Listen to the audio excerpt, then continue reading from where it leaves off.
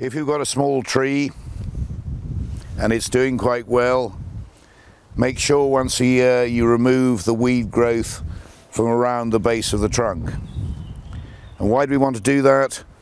We want to do that so that if we have a dry summer, any rainfall that falls goes into the ground, into the roots of the tree, and actually not being gobbled up by these grass and weeds around about. Doesn't take very long to do.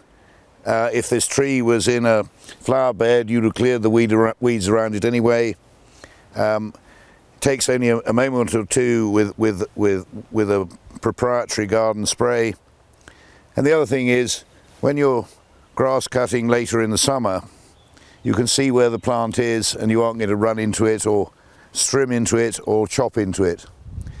And if we look around here, you can see that we've sprayed around lots of newly planted and younger plants, just making life easier so we don't go and mow them down or strim through them because we can't see them when the weed growth is up this tall.